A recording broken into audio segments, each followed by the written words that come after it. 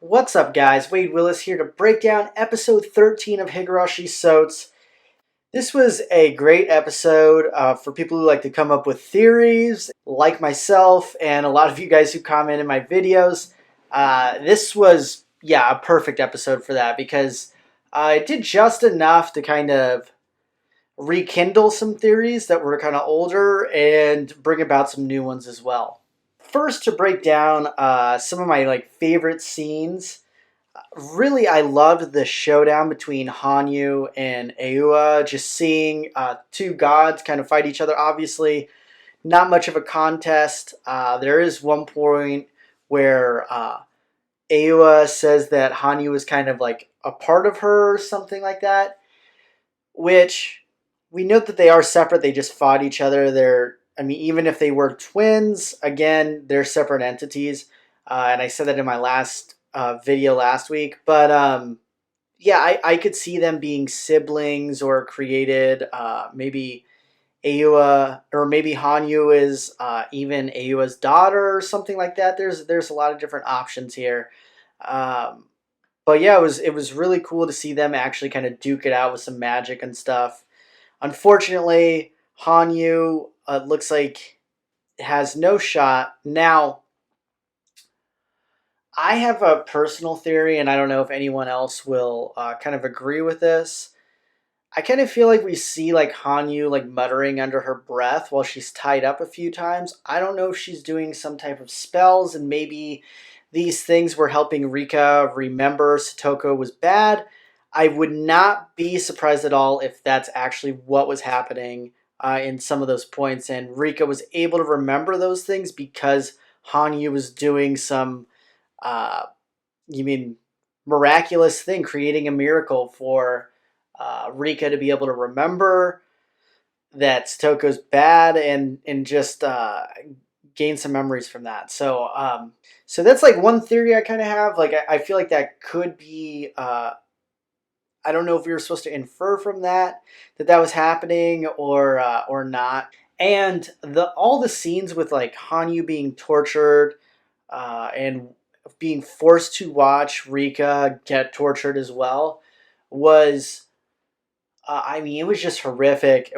They were such powerful scenes. It bothered me so much because I love both Hanyu and Rika, and seeing Aua just like cackling and just the pure joy that she was getting from the demise of Rika and Hanyu having to watch that was so disturbing. And in this episode, we saw something that was very important as well, and there's been hints of it throughout, especially Sots, that both Satoko and Aua, their biggest weaknesses are that they're super cocky and arrogant. Aua even thought she's like a god, and she thought there was nothing that Satoko did that could have like hinted to Rika that Satoko was bad. But really, other than Satoko being sloppy and leaving like needles on the floors and stuff, like just and yes, did Rika find those? To our knowledge, no. But there were tons of situations where Satoko was just like incredibly sloppy, and Aua being like a god like seemed to like not notice this. And also Satoko said things in some of these loops that were like very suspicious, and Satoko has been acting suspicious and saying things that she wouldn't normally say. And who knows Satoko better than Rika? No one. Rika knows Satoko better than even Satoko knows herself. So just kind of the topics that Satoko would bring up and things that she would say, like it seemed very evident that Rika would be able to like fill in the blanks. And obviously they kind of made it out in the episode that like the memories of the whole Oishi thing were what made her notice, but obviously that was probably not the only thing. It was things that Satoko was saying, and that was kind of the straw that broke the camel's back. That's how I'm personally saying it. It looks like Rika was actually alive after she got bashed in the head by Oishi, which is absolutely insane. Like, her defense is beast mode, to say the least. She like has to have some like Pokemon Focus Sash or something to be able to survive on 1 HP right there. That was nuts. Now, if you believe that Hanyu was like giving those memories to Rika, perhaps since it's magic or something, that Rika was still dead. But I think since Satoko did the double tap, I think we can infer that Rika was alive in that situation because Satoko was careful to make sure she was 100% dead before Satoko killed herself. But she got sloppy and didn't, and just was shooting Oishi, just did things that she didn't need to do. If she would have gone in, snuck up behind Rika, and just killed her to double tap just to be safe, that memory would have meant nothing because Rika would not have had it. So again, that was sloppiness on Satoko's part, and she's lucky she wasn't even more sloppy and completely lost there. Now into the theories. I've seen a lot of people online talking about how the Veer reference is like a game changer, and like I honestly, when I watched the episode, I felt like it was very important, and we are kind of waiting for the next like portion of the story for Sakonia to come out for the visual novel. But I did look back and I did see that the name Veer was already mentioned in Higurashi Go. This was in episode 21. She refers when Aua and Satoko meet each other. She refers to Satoko as Veer as one of the names that she calls her. So this wasn't like some groundbreaking like new thing really. It was just mentioning it again. Now, I don't think that because Veer was mentioned that this discredits anything being in a Umineko crossover. The reason being is they've said Veer twice, and maybe a few other things I think have been mentioned from Sakonia. But every time certain is said in Higurashi, it is italicized. And it is said by Satoko, I mean, and I would say on average, like 3 to 4 times in an episode.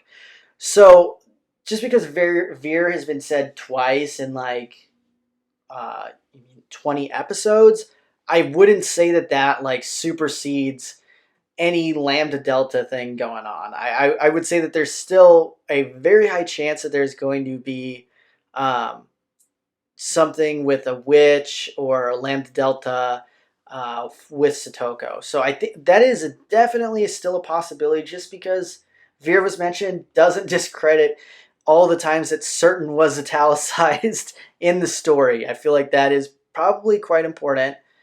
It could be a red herring, but the Veer thing could be a red herring too, and just a callback to try to get people to look into Sakonia. Now, I do think that we are going to have. First of all, we have to have another season, um, because I don't see how they end this in 2 episodes. They really dragged out this last one quite a bit, and I mean they could end it, but with how slow they have gone with everything and meticulous and almost, in my opinion, a bit too meticulous in this series, we could have kind of skipped some things, particularly in Go and stuff. And maybe not had the cotton drifting dance 500 times. It would be very strange to just overtell kind of very similar things over and over again and then just end Higurashi that way. I I think that would be very weird, and it would not make sense. So, like at this point here, we haven't gotten it, this these next 2 episodes, and hopefully anything else that we get, possibly in another season, is all new, or it should be new. So, I have high hopes for that. Now, do I think they're just going to continue on soon as episode 15 is done? No, I do not. Now, the reason I don't think that they would do that is because Passion only does one project at a time for a season. I went back and the years that there was overlap, like two series in a season. Generally, one was like in January, and the other project was in the fall. So they're not a studio that really tries to go overload and do more projects than they can chew, which I actually do like, and I think that's a good sign. And they have a show next season called Mariko-chan, and I think it's like a horror comedy thing. I've heard really good things about the manga. I am definitely going to be doing reactions to it because it seems like right up my alley, and I think a lot of you, if you're subscribed to my channel and watch my stuff, will probably enjoy it as well. So that's something I am excited for, and I do think that we will get Higurashi in the winter. Whether it's Higurashi or they call it Seconia or they call it Umineko or it's just all three mixed together and they have some weird name, we have to be getting something else. If not, I will actually feel like this season is worse, in my opinion. It's fine. Like, there's been some interesting things, and Go was okay. I like Soats significantly better than Go. But if they just end it with repeating so many things basically for over 30 episodes, um, with, I mean, the payout's going to be essentially 2 episodes. I just don't see how they can do that well and make me feel good about Higurashi, the series ending right there. So they have to do something else. I think, yeah, I just don't see how like brilliant Ryokishi is to just end Higurashi that way and think that people would enjoy it. Because it would really bother me. Now, if they continue another season, I will have a higher opinion of Soats because it has. I feel like it's really set up things really well, and we have a really good character analysis of Satoko. You mean turning into a witch, which is great. But if that's all Soats was, is Satoko turning into a witch, and we see how she's turned and all of this stuff, and all that she was willing to do just to get Rika back on her side, and that's the story. I don't feel content with Higurashi ending that way, and I don't feel like it was particularly necessary to continue on from where the show ended in the first place. That's just my opinion. Now, I do appreciate that they did Go because Higurashi Go coming out is what got me into Higurashi, and I watched the original and then went into Go. So I do like that it came out in the first place, but yeah, I don't think it's I don't think Go was amazing in particular, and I think Soats is better, but we need to have more than Soats in my opinion. If you guys disagree, let me know. If you think Soats has been a masterpiece and you thought Go was a masterpiece, I mean, go ahead, let me know in the comments. I feel like most people don't feel that way, but I'm sure there are some people that love it. I know there's some people that liked episodes that I didn't like personally. And that's cool. That's what makes, I mean, doing these videos awesome because I get to see different people's opinions, and sometimes it opens my mind to different ideas. But yeah, guys, that's it for this video. If I think of any other theories or some people have some wild ones in comments, I will probably make another video before the next episode comes out. I am still working on my skit video for Higurashi. I hope to have it done today. All the filming done today. We'll see. I thought I had all the costumes and stuff, and then I didn't have all of them, and I had to. It's been a whole freaking thing. So don't expect the highest quality. It's supposed to be cheesy. So, but yeah, be on the lookout for that, guys. And I'll have another Umineko video out tomorrow morning, Friday morning.